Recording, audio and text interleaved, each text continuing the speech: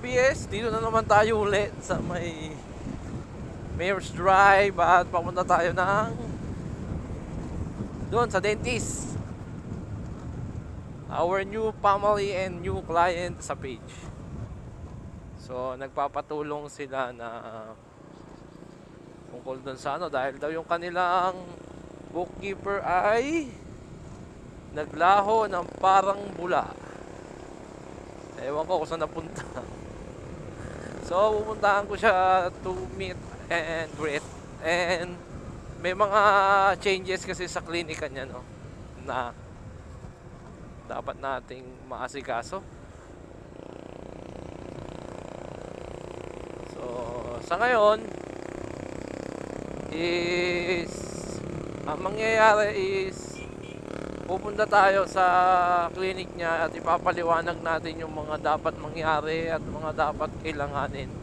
So maraming salamat sa inyo at mamaya ay i-update ko kayo. Papunta na ako doon sa open canal. At alikabok, napaka-alikabok ya.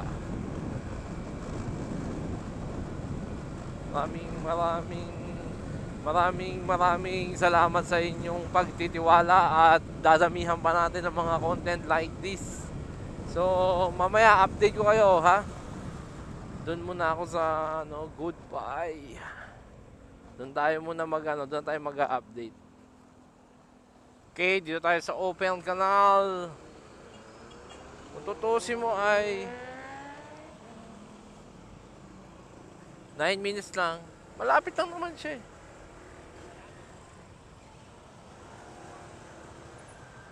So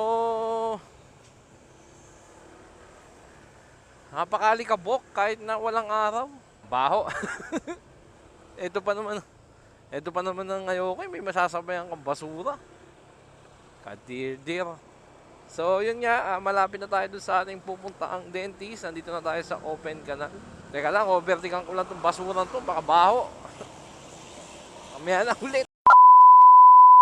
Kadiri, dalawang basura pa naman. Tumatama sa mukha ko.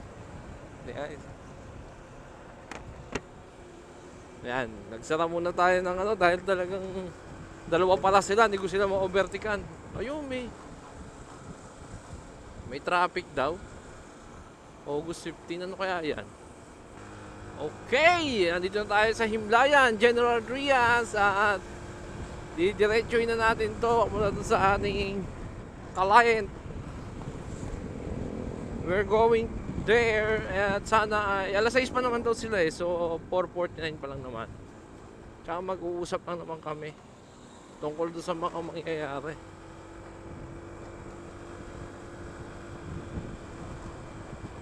Maraming salamat pa rin at nandito pa rin kayo sa aking video. Ayan na yung ating welcome emos. So pagdating natin sa welcome emos, liliko tayo dyan sa may eto, sundan nyo na yung video ko.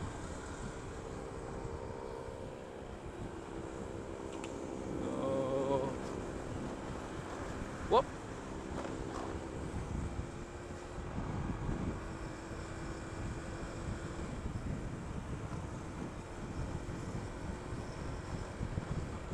Welcome Imus! Nandito na kami yo. So ay nako.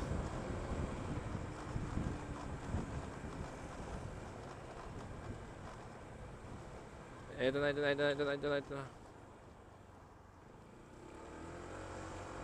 Ayun lang.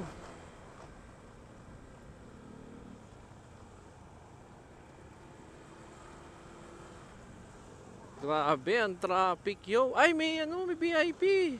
So dito tayo dadaan Mamaya i-update ko kayo pag nandun na ako dun sa ating pupuntahan. So kakaliwa lang naman tayo dyan pero may VIP kasi mamaya na lang ulit. Okay, green gate na tayo.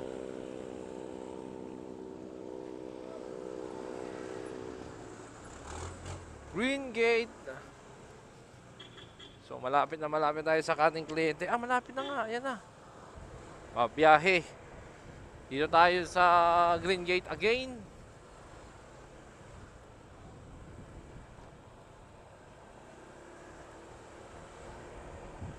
Hanapin natin. Malapit na. So mamaya mag-update tayo ulit. So dito lang naman siya. Mamaya mag-update tayo at sana ay maging maganda ang usapan namin. Maraming salamat mamaya ulit. Konti, para lang sa page. Baka kasi nakikita niyo yung page ko may mga Vlogger kayo hindi na, I hopefully sana. Ano po kasi yung bali protocol lang yun na alam nyo na recorded yung usapan na konti. Pero nire-record ko lang yung iba. Kung may mga baka kasi madinig lang yung boses ninyo tapos hindi ako nagpaalam sa inyo. Meron po kasi tayong data privacy na parang dapat kasi alam nyo. Ngayon alam nyo na. Ayun po. Bali, ang kailangan lang po natin kasi is yan pong nasa likod nyo. Yung original na certificate of or COR. Nandun po. Sa akin yellow. Luma pa pala. Ha? Luma pa pala. Hindi pa pala kulay green. Yung sa akin, green. Green. Ay, nalilito ako eh. Ito yung sa clinic, tong dilaw. Opo. Dito yan. Ako sir, doon sa kabila. Yung... Bali ito, hindi naman to aalisin.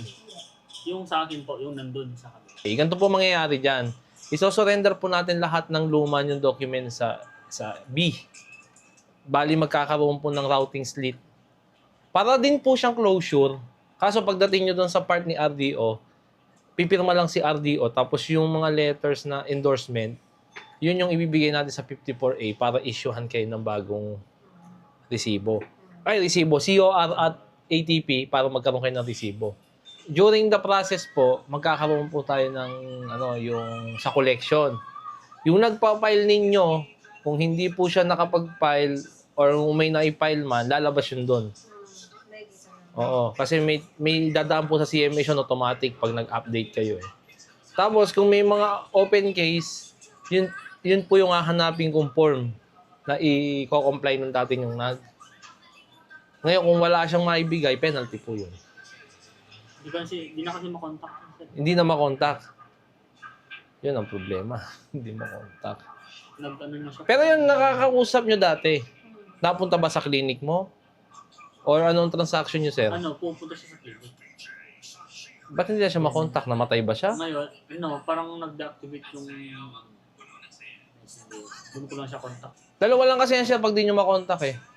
Patay na yung bookkeeper mismo or may nangyaring baka pumasok siya sa medyo illegal na baka lang sige, give it a doubt na baka namatay or may sakit. Ayoko na yung illegal kasi nagbibintang ako, wala akong ebidensya eh. Baka kasi minsan namatay, siyempre magdi-deactivate yun. Or kung may sakit. Pero kung may sakit, makakapag-update naman sa inyo kung may sakit eh. So lahat po nung hindi nagamit, kailangan natin yung iso-surrender. Lahat ng original, tapos yung ATP kahit. Yung authority to print. Meron? Authority to print. Meron natin kung pwede na ibigay sa'yo. Signapin na lang. So yun po, kaya medyo may yun ma'am. Asikasuhin yun dito first. After dito, may endorsement paper. Papunta sa 54A. Tapos si 54A, para kang mag-a-apply uli ng bago, pero hindi nadadaan sa sa new registration. Sa counter 5. 13. B. Kawit, oo. Sa collection, kung ano yung lalabas, may choice ka kung bayaran mo na lang. Pwedeng malaman mo na yun, sir. Mamalalaman po yun. Yun yung i-report ko sa inyo. Ngayon, pag walang open case, di salamat, diretso tayo sa compliance. Ngayon, yung compliance, meron kasing mga nire-report sa compliance. Yung pinakita nyo sa akin COR, meron doon mga 16 offer E, ano pa ba? Yun, 16 offer E, tsaka mga income tax return. So, yun kasi yung compliance. Yun yung dinadala doon, ipapakita lang. Ngayon, kapag sa compliance, wala ring open, napakaswerte mo. Diretso na po yun. Yung distraction of receipts na. Ang pwede nyo lang magawa sa kanya, isumbong nyo kay RDO. Kay RDO, dito sa 54B, na para hindi na siya, kumbaga parang lahat ng papel na tatanggapin niya, hindi tatanggapin nung taxpayer section. Yun lang ang pwede niyong magawang perwisyo sa kanya. Kasi may nireport na ako dating ganyan eh. Ang in-scam niya nasa siguro nasa mga 10. yung nag-report ha. Bukod pa daw yung mga nanahimik. Ang ginawa nung pinaka-hepe, lahat ng nakapangalan sa kanya hindi tatanggapin ng section. ATP, COR, whatsoever yan, hindi tatanggapin basta nakapangalan sa kanya. Ngayon, ang ginagamit yata ng scammer is another name. So, yun lang ang pinaka parang mabilis na solusyon lang na para mapeperwisyon mo talaga siya. So, doon sa RDO na yun, hindi niya na magagamit yung pangalan niya. Kaya nga kami sa amin, maingat kami. Kaya nga may video pa eh. Minsan sa BIR, pupunta sa ganon. Maingat po kami sa ganyan eh. Baka isumbong nyo kami, kami mapeperwisyo pagka sinumbong nyo kami. Kasi kung makuhanan ko man kayo ng pera, sa mga susunod na client, hindi na ako makakakilos. Ang mangyayari po doon, kada ipapasa ko yung papel, ipapatawag ako sa taas. Pag nakatatlong patawag na ako, sa guard house pa lang, doon sa guard, hindi na ako makakapasok. So, ganun po. Kaya maingat po kami sa ganyan. Wala man lang siyang binigay sa inyo, sir, na ID man lang. Okay, nag-usap man lang kayong personal na ganito, tapos pinakapin nyo. Wala bang ganun? Sakit po talaga na ibang bookkeeper yan, ma'am. Kasi minsan, halimbawa, lalo na yung may mga hawak na bat, hindi kayo kauunahin nun. Sakit nila yun. Ewan ko ba, parang akala mo, mas masungit pa sila sa accountant. Yung accountant, may kasungitan din yung ibang accountant. Pero at least kakausapin ka. Ma'am, inaasikaso namin yung papel nyo, wag po kayong magulo. Oo, lugi ka. Kasi di ba, may register mo September. Kahit nasabi mong ako o ikaw, kasi maalin lang yan. Pinresyoan kita 10,000, halimbawa. Namahalan ka. Ikaw maglalakad ngayon. Pag ikaw naglakad, di syempre, medyo makakaano ka dahil babayaran mo lang sa city. Ngayon, September, December, January, magre-renew ka ulit. Kaya... Manager naman kami dito, sir, na isang Oo. Kaya inaano ko sa inyo, sir, kahit na, syempre, kahit nakikita ako, ayoko naman lugi ka. 4 na buwan mo lang magagamit. Kasi yung iba, sabi, basta i-register mo yan, wala ka ng kung mag-register ako ulit. Pag gano'n na sinabi mo sa akin, tutuloy ko yan. Siyempre, nagbayad ka, tapos walang binayad sa'yo, di penalty ka. Kung sa mga may kailangan po sa atin na business registration, business-related problem, pwede nyo po akong kontakin sa number na yan or i-message nyo po ako sa ating Facebook page na Bilis sa Bookkeeping Services. At lagi naman po akong handang sumagot basta ako po ay gising. Minsan kasi tulog ako di ako nakakasagot. Para po sa mga content like this, paki-follow po at paki-subscribe ang ating Facebook at ang ating YouTube channel. Maraming salamat po. At lagi ko pong sinasabi sa inyo na mag-ingat, mamanalangin bago magmaneho. Pray before you drive. This is Brian signing off. Maraming salamat po. Babuts!